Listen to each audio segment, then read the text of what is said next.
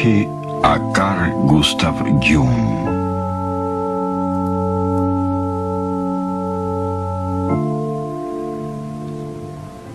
El agua, símbolo predilecto del inconsciente, es un tema central en la vida de Carl Gustav Jung.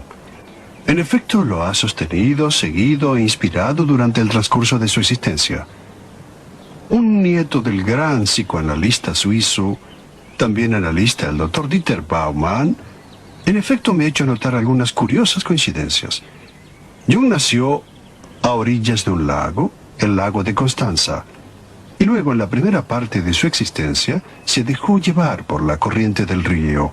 Parecía encaminado a una tranquila, demasiado tranquila, aunque prestigiosa carrera académica.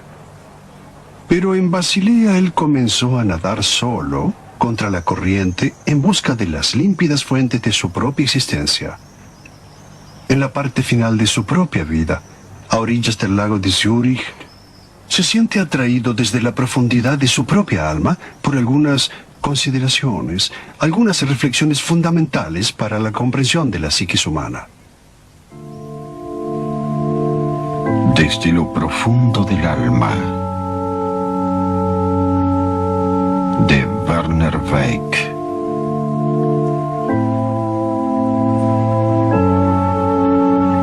La historia de una vida comienza desde un punto cualquiera, a partir de cualquier detalle que recordemos por casualidad. Y en aquel punto, esta ya era muy compleja.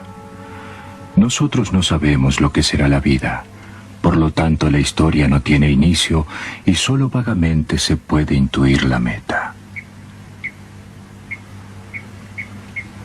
El recuerdo de los hechos exteriores de mi existencia en gran parte se ha desteñido o está desvanecido en la nada.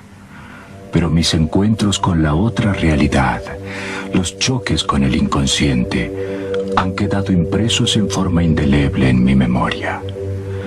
Cualquier otra cosa al respecto ha perdido importancia. Puedo comprenderme a mí mismo solo en relación a los hechos interiores. Estos son los que han caracterizado mi vida. Por eso es que hablo principalmente de estas experiencias. Los sueños y las fantasías constituyen de igual manera la materia prima de mi actividad científica. Han sido para mí el magma incandescente del cual nace, cristalizándose, la piedra que debe ser esculpida.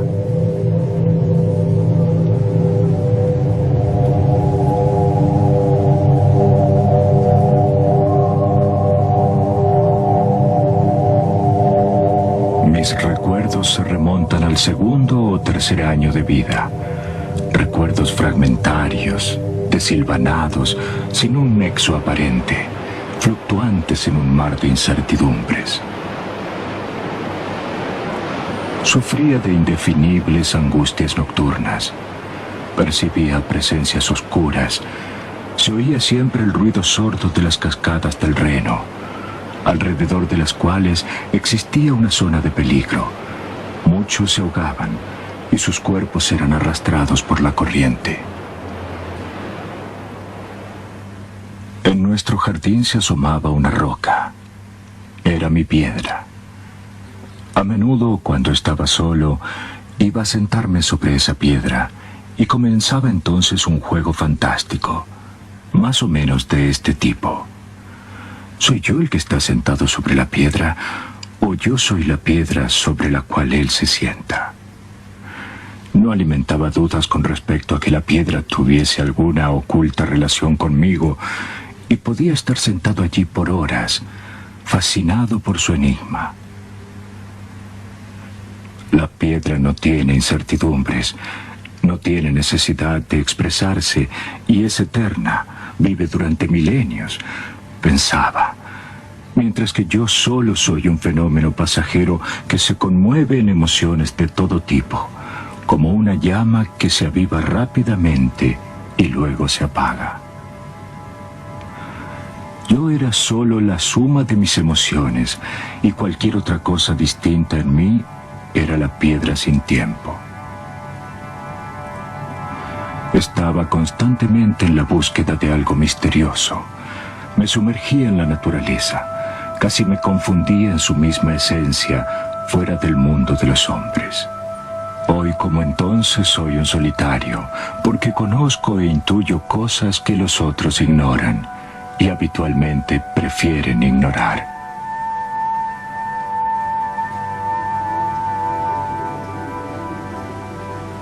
El matrimonio de mis padres fue una prueba de aguante plagada de dificultades. Ambos cometían los errores típicos de muchas parejas. Mamá era una madre óptima, pero estoy seguro de que en ella había dos personalidades, una inocua, humana, la otra inquietante, arcaica y despiadada. Despiadada como la verdad y la naturaleza.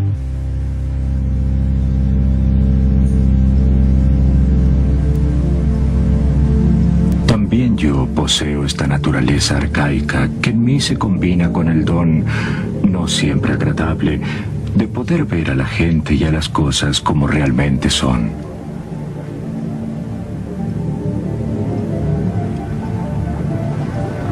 A los 14 años, durante las vacaciones, a los pies del Rigi, mi padre me puso entre manos un boleto y me dijo: «Puedes ir solo a la cima». Yo estaba sin palabras por la felicidad. La locomotora comenzó a treparse hacia las alturas vertiginosas, donde abismos y paisajes siempre cambiantes se abrían a mis ojos, hasta que por fin llegué a la cima, y allí, en aquel aire insólitamente ligero, contemplé inimaginables lejanías.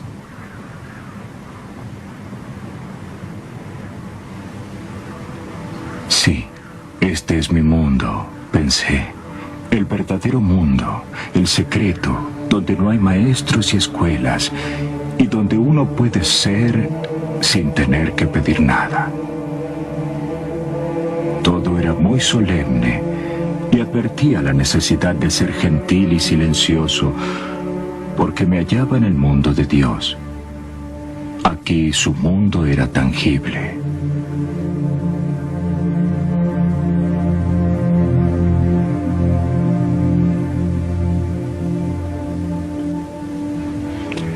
A los 20 años, cuando estudia medicina en Basilea, Jung siente ya una profunda desazón frente a los caminos recorridos. También el peso oprimente de la tradición en esta ciudad le resulta insoportable.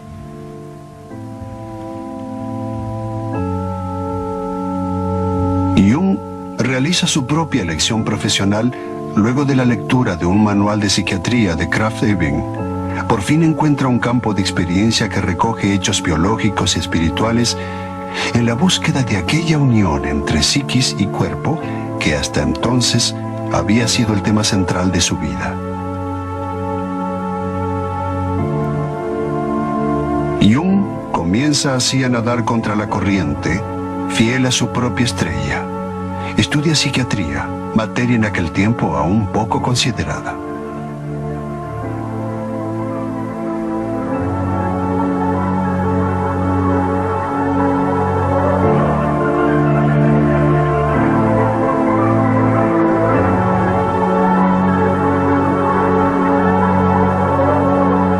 Mis intereses y las investigaciones estaban dominados por un grave problema. ¿Qué sucede realmente con los enfermos mentales? Era una cosa que entonces no alcanzaba aún a comprender, y en la cual ninguno de mis colegas se había interesado nunca. Y en aquel momento Freud fue para mí de vital importancia, especialmente a causa de sus investigaciones fundamentales en el campo de la psicología de la histeria y de los sueños. Gracias a mi trabajo con los pacientes, me di cuenta de que las ideas obsesivas y las alucinaciones contienen un núcleo significativo. Esconden una personalidad, la historia de una vida, esperanzas, deseos. En un primer momento había adherido a la opinión de Freud, según la cual en el inconsciente se encuentran residuos de viejas experiencias. En cambio, mi experiencia real del inconsciente me inducía a creer que estos residuos no eran en absoluto formas muertas, sino que pertenecían a nuestra psiquis viviente. Pronto me di cuenta que como base para la interpretación era correcto tomar a los sueños tal cual son, y esta es su finalidad. Constituyen la realidad de hecho de la cual debemos partir.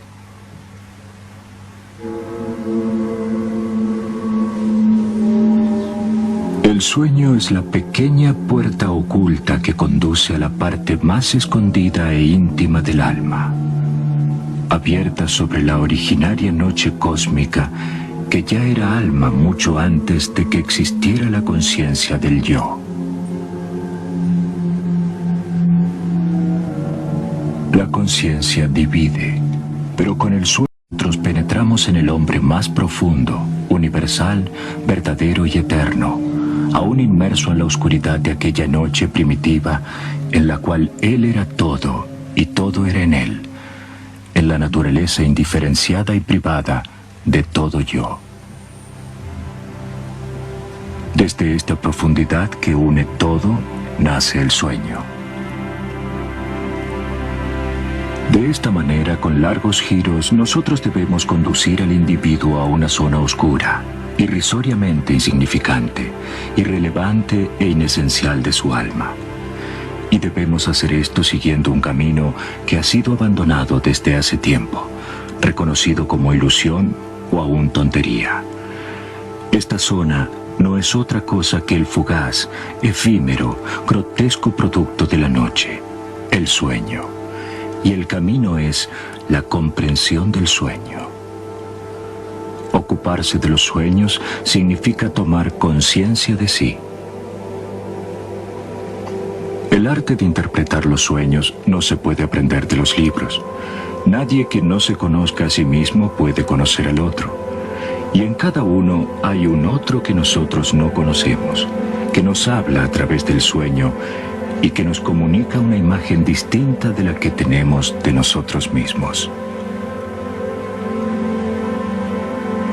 Puesto que los sueños me interesaban profundamente, me sentí comprometido a sondear, en primer lugar, mi propia psiquis. Se desencadenó un flujo incesante de fantasías. Estaba inerme frente a un mundo extraño, donde todo parecía difícil e incomprensible. Y tal vez, si no hubiese traducido las emociones en imágenes, me habrían destruido los contenidos del inconsciente.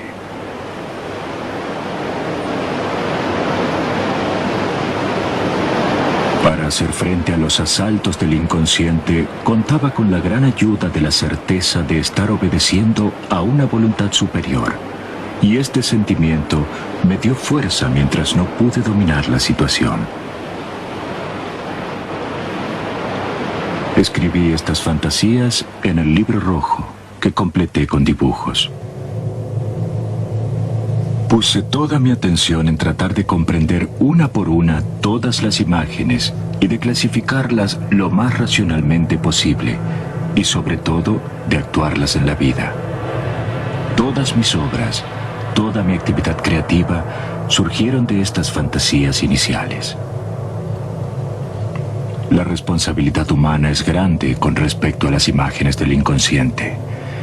Equivocarse en la interpretación o eludir la responsabilidad moral que tenemos hacia ellas significa privar a la existencia de su integridad, estar condenados a una vida penosamente fragmentaria. He trabajado en este libro durante 16 años. El observador superficial lo tomará como un absurdo, y realmente lo hubiera sido si no hubiese estado preparado para enfrentar la fuerza arrolladora de aquellas experiencias originales. Mi familia y mi profesión eran siempre una feliz realidad y una garantía de que yo era normal y real.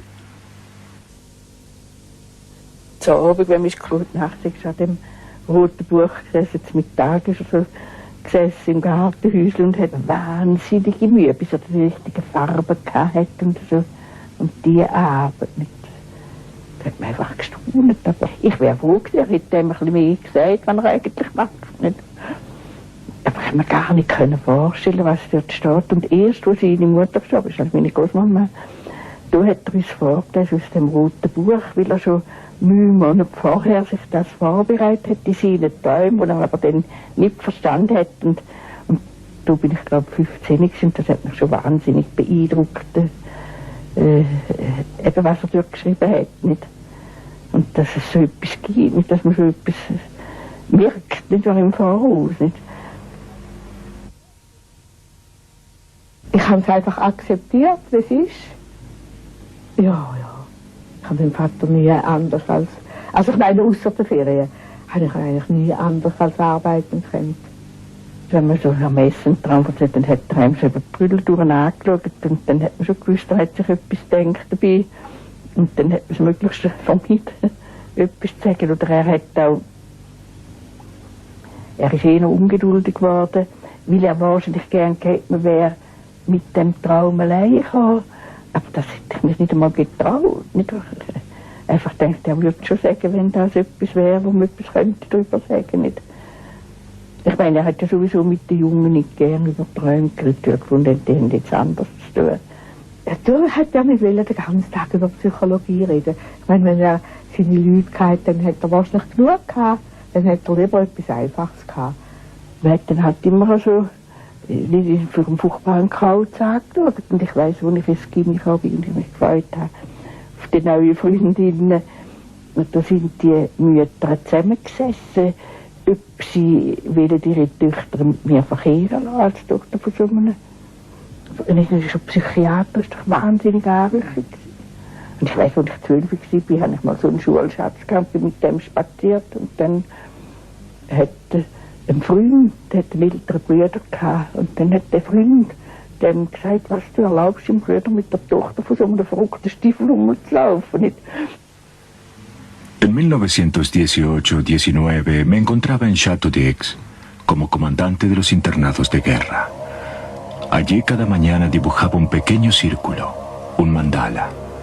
Así podía, día a día, observar mis transformaciones psíquicas. Entendía poco de los dibujos, pero me parecían muy significativos y los cuidaba como piedras preciosas.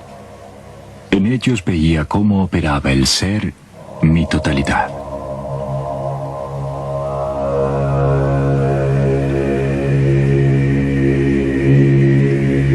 Vi que todos los caminos que había seguido, todos los pasos emprendidos, conducían siempre a un solo punto, o sea, el centro. Tuve cada vez más claro que el mandala es el centro, es la expresión de todos los caminos, es el camino hacia la individuación. Dios es una esfera infinita, o un círculo, cuyo centro está en todas partes y la circunferencia en ningún lugar.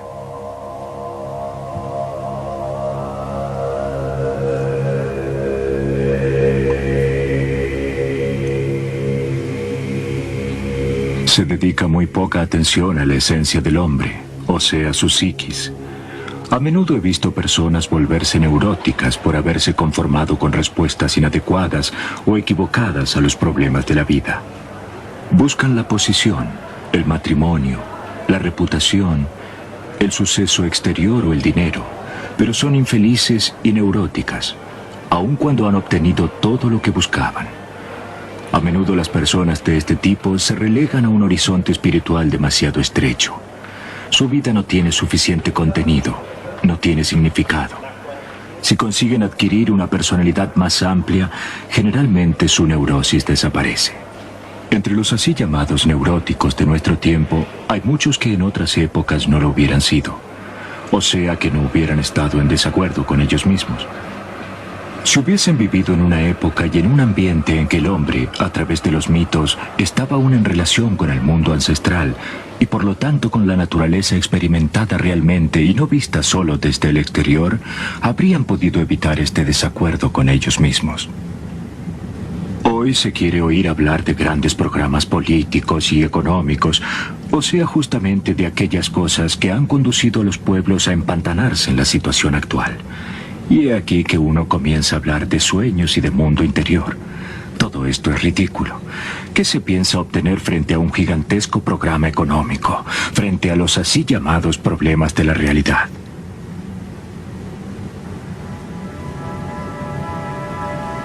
Pero yo no hablo a las naciones. Yo me dirijo solo a pocos hombres. Si las cosas grandes funcionan mal, es solo porque los individuos funcionan mal, porque yo mismo funciono mal. Por lo tanto, para ser razonable, el hombre deberá comenzar por examinarse a sí mismo. Y puesto que la autoridad ya no consigue decir nada, necesito conocer las raíces íntimas de mi ser subjetivo. Es clarísimo que si el individuo no se renueva espiritualmente, ni siquiera la sociedad puede renovarse, puesto que ella consiste en la suma de los individuos.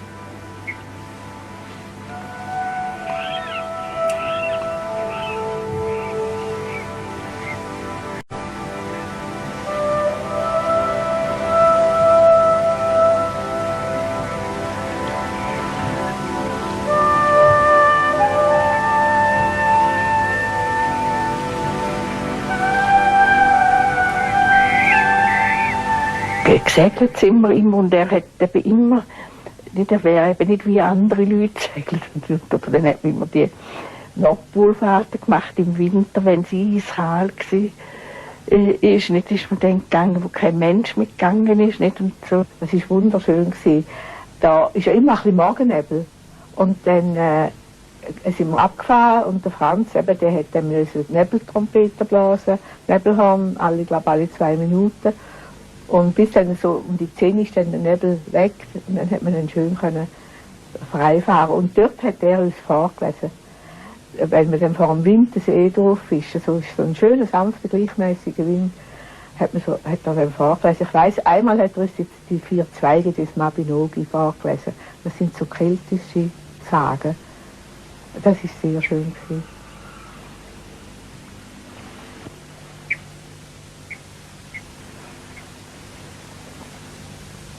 Segel habe ich bei ihm gelernt. Das war zum Teil eine harte Schule.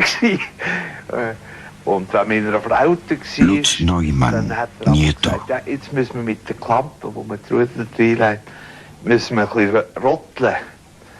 Dann meine ich, der Wind, man will ja verrudern und dann wird er hässig und fängt an zu blasen. Und das ist im Grunde noch ein Unsinn, aber vielfach hat es doch genützt. Und er hat dann gefunden, auch einen Unsinn muss man ernsthaft machen. Sonst ist es blöd. Nicht? Ich meine, er ist bereit, einen Unsinn mit uns zu machen. Aber dann muss man auch ernsthaft, der Unsinn gemacht werden.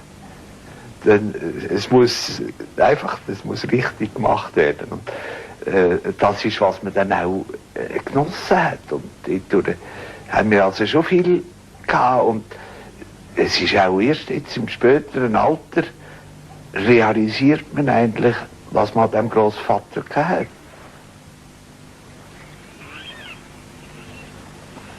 Wenn man auf die Inseln ist gesegelt und da war man total naturverbunden gewesen.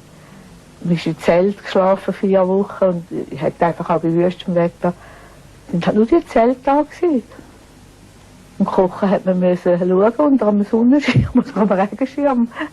Und dann in der Nacht, wissen Sie, so die Wasservögel, die man also gehört hat, so einzelne und so ein bisschen das Plätschern. Dann hat man also ein bisschen im Lagerfeuer, hat er dann erzählt oder man hat auch geschwätzt, aber er hat dann meistens eigentlich ja das Erzählen gehabt. Das sind schon wirklich verzauberte Nächte für mich. Dann hat er eben die Zeltler aus England, es hat gar kein Zelt gegeben und dann hat er so Offizierszelt geholt.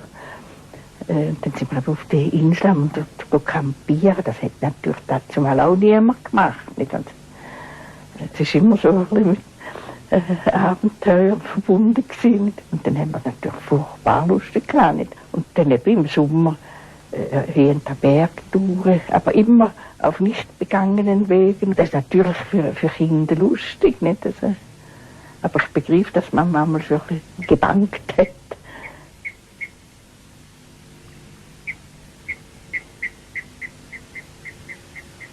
er hat stundenlang einmal gekocht. Nicht?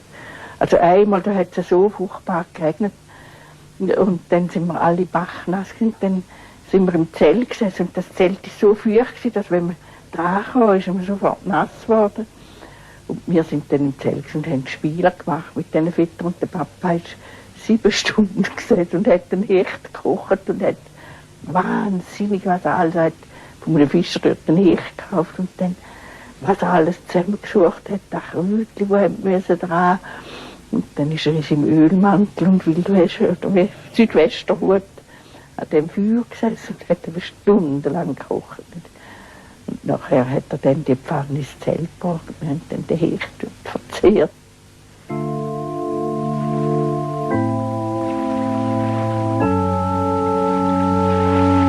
Gradualmente, a través de mi trabajo científico, pude dar a mis fantasías una sólida base. Papel y palabras, sin embargo, no me daban la impresión de ser lo bastante concretos. Necesitaba algo más. Tenía que hacer una profesión de fe en piedra. Este fue el comienzo de la torre, la casa que me construí en Bollingen. Al principio no proyecté una auténtica casa, sino solo una especie de morada primitiva, de un solo piso. Debía ser una construcción redonda, con un hogar en el centro. Tenía en mente una cabaña africana donde el fuego, circundando por pocas piedras, arde en el medio. Las cabañas primitivas dan una idea de totalidad. Quería construir una morada que correspondiese a los sentimientos originarios del hombre. Así, en 1923, surgió el primer edificio circular, y cuando fue terminado, vi que era una auténtica torre. Er hatte immer die Idee gehabt von einem Turm. Nicht. Er hat das erst wieder der Grinau, der Turm, wo der Doppel ist gekauft, aber den hat man nicht können. Und, aber eben, das so fest muss sein. Und auch die Bürgli, die er gemacht hat, die sind doch wie eine, der Bulling ist wie ein grosses Ding von diesen Bürgli, die er als Kind immer gehabt hat, dass es so kompakt ist und so fest, ja, dass man einen Schutz hat. Nicht. Ja, ich habe nicht verstanden, warum man so kleine Fenster hat will und so dicke Mauern und dann noch die Läden und alles hat immer wahnsinnig müssen zu. Es ist auch die Haustür zu. Nicht? Also, ich glaube, das ist, weil die Leute psychisch so offen sind und fast nicht können wehren, da Einströmen von fremden Einflüssen. Nicht? Und dass er da, dass er können schreiben, sich so ganz müssen abregen. Bevor der Turm zu Bollingen gebaut hat, ist er dort 6 Wochen in Steinbruch gegangen, zum leeren Stein bearbeiten, Stein spalten. Er hat sich immer bemüht, diese Sachen alle kennenzulernen. Und er war schon sehr vielseitig begabt gewesen, nicht nur geistig, auch handwerklich. Er konnte zeichnen und malen und Bildhauern. En 1927 hice agregar la construcción central. Transcurridos otros 4 años, la dependencia en forma de torre fue transformada en una verdadera torre. Y en 1935, luego de otro intervalo de 4 años, construí el 4.º elemento. Así surgieron las 4 partes del edificio, y esto sucedió exactamente en el curso de 12 años. En Bollingen me encuentro con mi verdadera naturaleza, con lo que me expresa profundamente a mí mismo. Soy, por así decirlo, el antiquísimo hijo de la madre. La torre es un lugar en cierto sentido de maduración, de seno materno, en el cual es posible volver a ser lo que fui, soy y seré.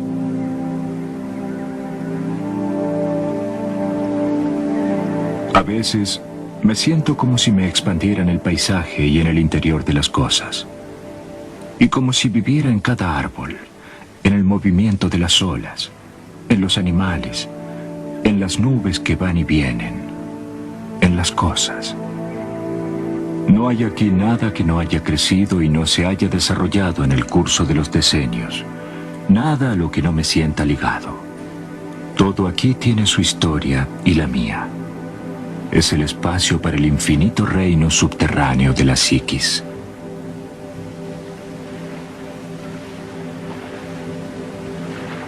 Bollingen me circunda un silencio casi tangible. Se presentan pensamientos que se remontan siglos atrás y al mismo tiempo anticipan un lejano futuro. Se aplaca el tormento de la creación. La creatividad y el juego están uno junto al otro.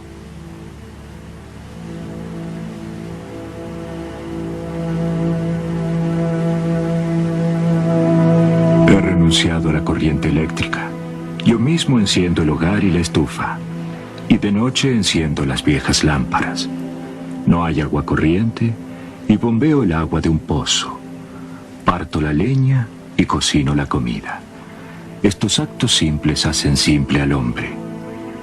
Y qué difícil es ser simple. Ich weiss auch gar nicht mehr recht, wer mir es erzählt hat. Aber jedenfalls ist er einmal dort draussen gesessen und ist dermaßen offenbar im Tao gsi, das heißt also im Einklang mit der Welt um sich herum, dass ein Vogel ist ihm auf den Kopf stehen und ist 10 Minuten dort geblieben.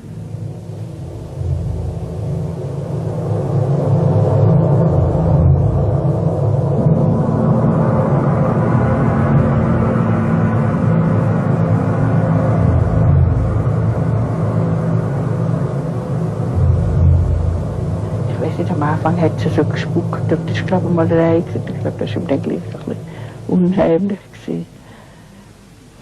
Ja, und ich wäre auch nicht gerne allein.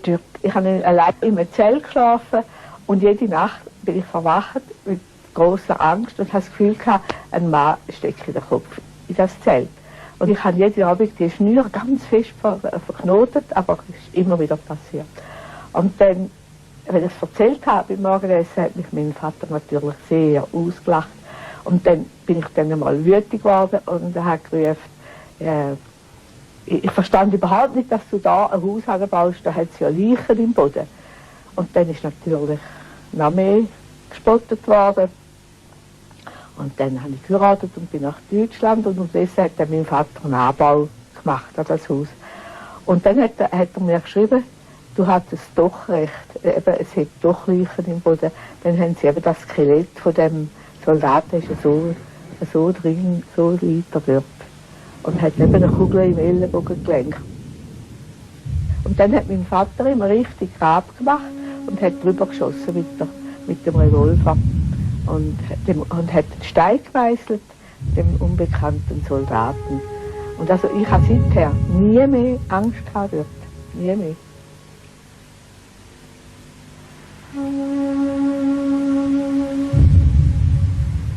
En 1950, erigí una especie de monumento de piedra para expresar lo que la torre significaba para mí. Sobre el lado que asomaba al lago, dejé que fuese la misma piedra la que hablara en una inscripción latina. Soy huérfano, solo, pero me encuentran en todas partes. Soy uno, pero tengo frente a mí a mi opuesto. Soy al mismo tiempo joven y viejo. No tengo padre ni madre, por eso deben sacarme de la profundidad como un pez. Por esto caigo del cielo como una piedra blanca. Vago por montes y bosques, pero estoy oculto en lo íntimo del hombre. Para todos soy mortal, sin embargo el mutar de los tiempos no me toca. Aquí está la piedra común cuyo precio es muy modesto. Cuanto más es despreciada por los tontos, tanto más es amada por los sabios. El tiempo es un niño que juega a los dados. Este es Telésforo, que recorre las oscuras regiones del cosmos y desde lo profundo resplandece como una estrella. Indica el camino hacia las puertas del sol y a la tierra de los sueños. Als Kind, wenn wir den Sonntagmorgen Spaziergang gemacht, wenn einer Pfütze war, hat er immer mit seinem Stock müssen die ablaufen und Kanäle machen, also bei jedem Bächli immer. Und dann später es ist dort in Bollingen immer so eine Quelle gewesen, wo dann immer so kleine Gerinnsel da runter sind. Und im Frühling, wenn es nicht viel Wasser hatte am See, dann war er dort, wir haben dann auf einem kleinen Stühle gesessen, stundenlang. So. Und ich glaube, da hat er so seine Gedanken, dass die auch den rechten Lauf gehen, eben immer begleitet, eben von etwas Konkretem. Er ist natürlich der Quelle vom Leben und vom Sinn nachgegangen, würde ich sagen. Und das hat er aber so gemacht und hat es eben auch in seiner Forschung gemacht. Und das ist aber das Gleiche, sind zwei Aspekte absolut vom Gleichen gewesen. Also man kann eigentlich sagen, dass er symbolisch gelebt hat. Also Symbol, wo eben sowohl die Physis wie der Geist einschliessen. El mar en el cual nadan los peces inconscientes está ya en su final. El agua se encuentra dentro de la pecera, o sea, en el jarrón de la conciencia.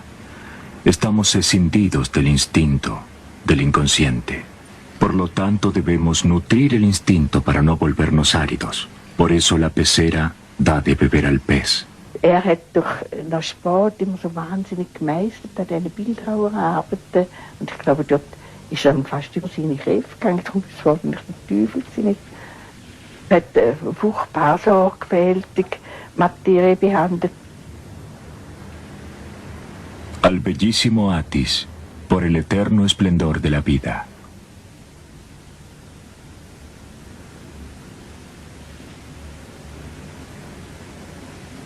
Die Intellektuellen hätten schon ein bisschen aufgeregt, wenn sie so Fragen stellen, wenn sie so wahnsinnig so.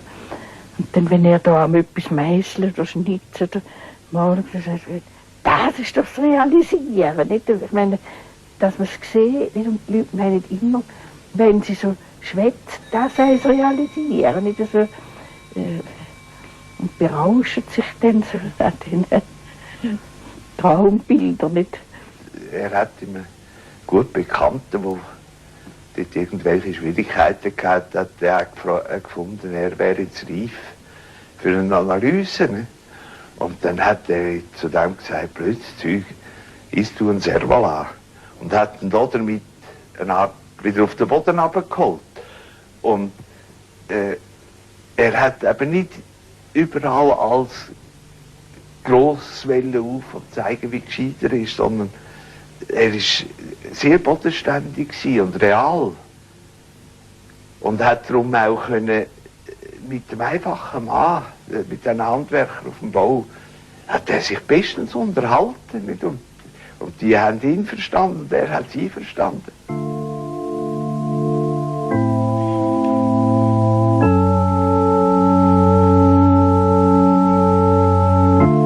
Jung estaba dotado de una intuición formidable que le permitía captar la finita variedad y la centellante indeterminación de los fenómenos psíquicos.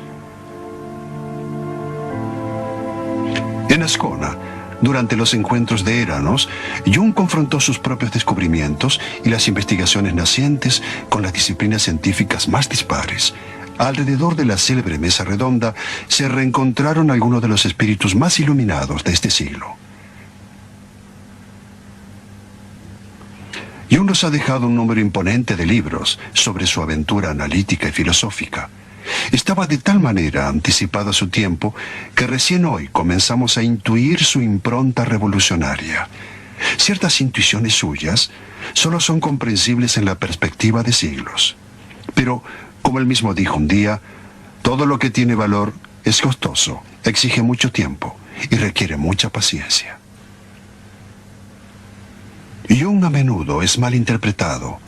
Tal vez lo comprende solo quien ha podido poner en discusión todas las cosas aprehendidas y creídas durante su vida, y por lo tanto está obligado a replegarse sobre sí mismo y a buscar sin prejuicios en los rincones más escondidos de su propia alma indicios que le muestren un posible camino.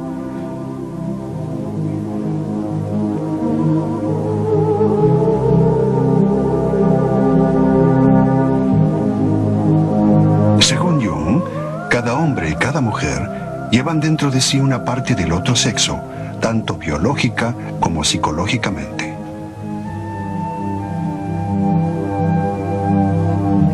La mujer escondida en la psiquis del hombre y el hombre escondido en la psiquis de la mujer actúan, por así decirlo, como puentes y mediadores hacia las zonas más profundas del inconsciente.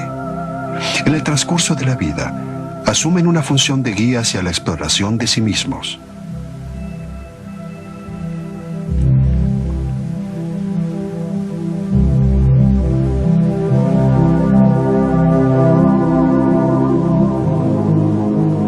Durante la reunión de Eranos, Jung presentó, entre otras cosas, su idea de arquetipo, palabra que etimológicamente significa impronta originaria. Jung había observado que en los mitos, en las leyendas y en las fábulas de cada cultura, independientemente del lugar de procedencia, retoman con frecuencia temas e imágenes dominantes. Estas mismas imágenes, Jung las encontró con sorprendente precisión en los sueños, en las alucinaciones y en las fantasías de sus pacientes, y dedujo que ellas representaban las piedras constitutivas de nuestra psiquis originaria.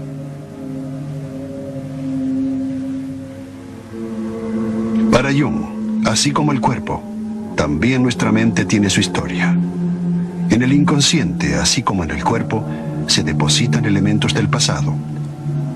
Explorando, por así decir, esta sedimentación, a veces conseguimos volver a unir la conciencia con sus orígenes profundos, a su pasado lejano, a sus raíces.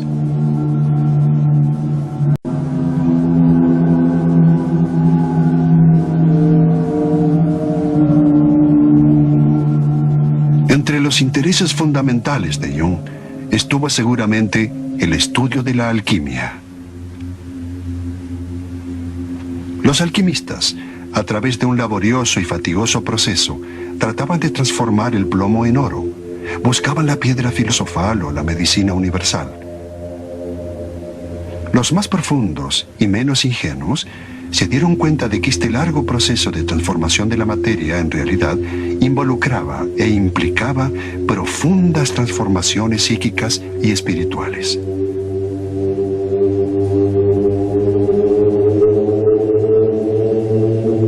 Es mérito de Jung el haber descubierto que, para quien la sabe leer, la obra del alquimista es una especie de libro abierto sobre los complicados procesos psíquicos de transformación, muy similares a los que acontecen en el inconsciente del hombre moderno. Según Jung, el alquimista, proyectando su propia psiquis sobre la materia sobre la cual trabajaba, trataba a menudo, inconscientemente, de superar la conflictividad de su naturaleza y de alcanzar su unidad interior. Así robaba a la materia aquella chispa de luz y de espíritu que podía dar sentido a su larga fatiga, que es exactamente lo que hace el analista con la materia en bruto del inconsciente. Fundamentales en la obra eran las así llamadas bodas alquímicas, que desembocaban en la formación de un hombre total, completo.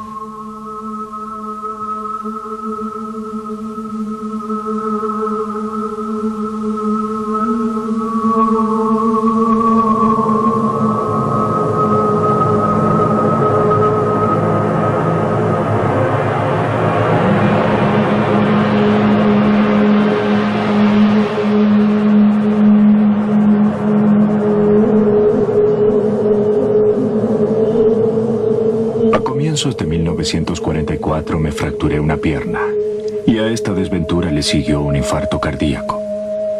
En estado de inconsciencia tuve delirios y visiones. Me parecía estar suspendido en lo alto, en el espacio, y debajo de mí, lejos, veía el globo terrestre envuelto en una espléndida luz azulina y distinguía los continentes y el azul oscuro del mar. En muchos puntos el globo parecía coloreado o manchado de verde oscuro, como plata oxidada.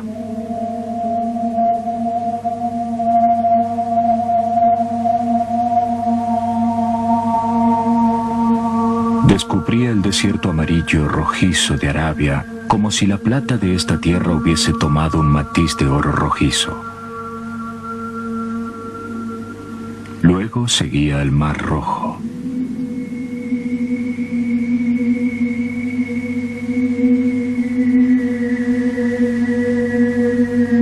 Sabía que estaba a punto de dejar la tierra. a corta distancia un enorme bloque de piedra. Estaba suspendido en el espacio cósmico, y yo también fluctuaba por el cosmos. Algunos escalones conducían a las puertas de un templo. Tuve la sensación de que de repente me hubiese sido quitado violentamente todo el pasado. Sin embargo, algo quedaba. Era parte de mi historia personal y advertía con certeza: esto es lo que soy. Esta experiencia me daba la sensación de extrema miseria y al mismo tiempo de un gran desvanecimiento. No había más nada que yo quisiera o deseara. No subsistía más el lamento por algo que hubiese desaparecido o que hubiese sido sustraído. Al contrario, poseía todo lo que yo era y solo esto.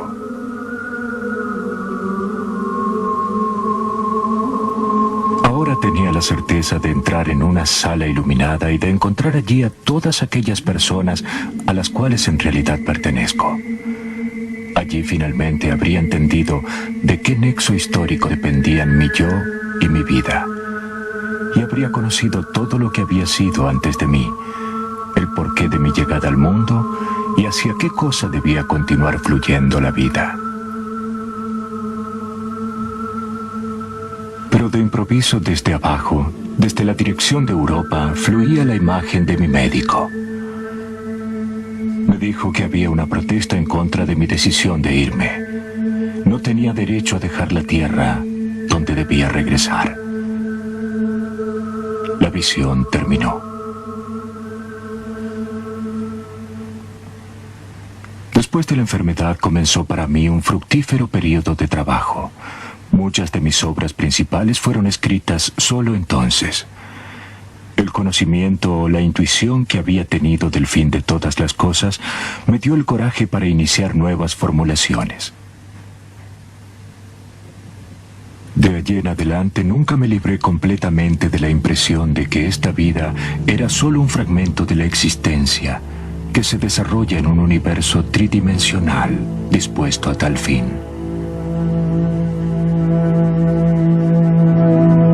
Aún evitando la palabra eterno, puedo describir mi experiencia como beatitud de la condición no temporal, en la cual presente, pasado y futuro son una sola cosa.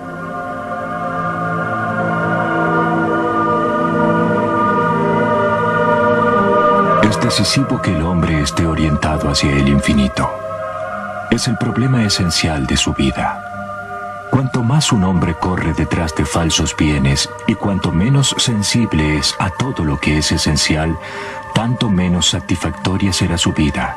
Se sentirá limitado, porque limitados son también sus fines. Si conseguimos comprender y sentir que ya en esta vida tenemos un vínculo con el infinito, nuestros deseos y nuestras actitudes cambian. Pero podemos alcanzar el sentimiento del infinito solo si estamos diferenciados al máximo nivel posible. Si sé que soy único en mi combinación individual, y esto es limitado, puedo tomar conciencia también de lo ilimitado.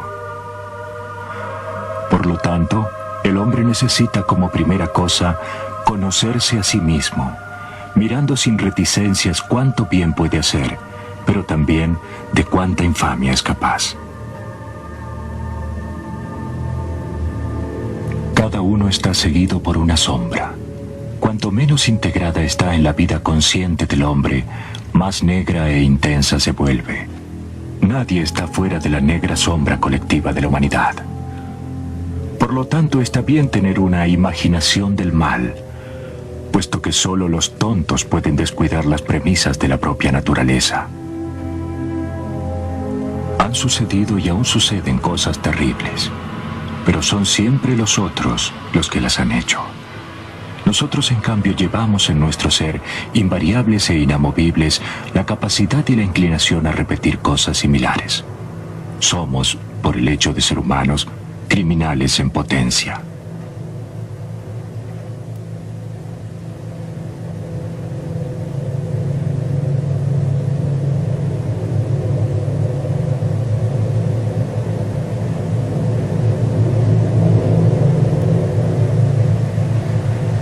Tanto en mi experiencia de médico como en mi vida, me encontré repetidamente frente al misterio del amor, y nunca fui capaz de explicar lo que esto era. Aquí se encuentran lo máximo y lo mínimo, lo más remoto y lo más cercano, lo más alto y lo más bajo, y no se puede hablar nunca de uno sin considerar también al otro.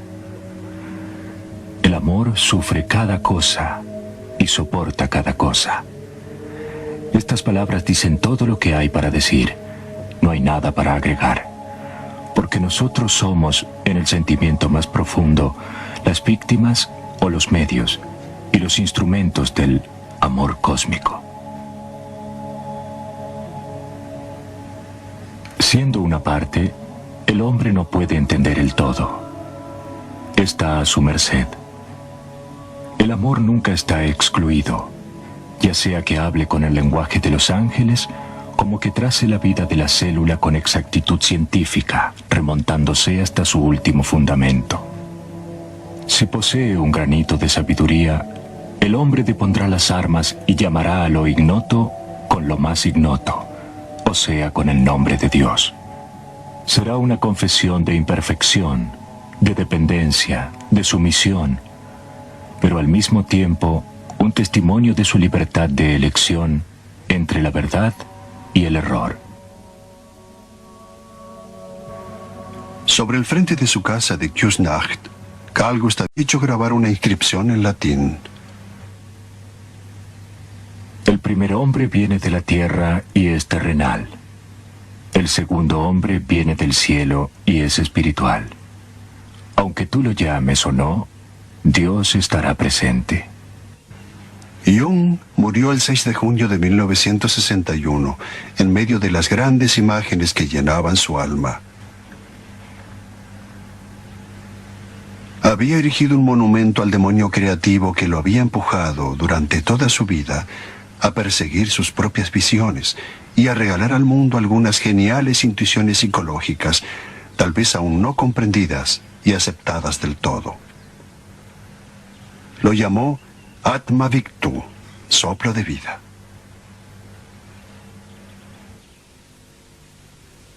Die letzten 24 Stunden ist einfach so da gelegen. Aber wenn man angelangt hat, hat er also nicht mehr reagiert. Er ist schon so weg gewesen. Und die letzten Atemzüge sind so wunderbar gewesen, also, dass ich dachte, man darf gar nicht ruhig sein. Und dann ist er eben dann, der blitzt, plötzlich der Donnerschlag, wo der Blitz in die Pappe gefahren ist, was heiter Himmel, da haben wir verrückt.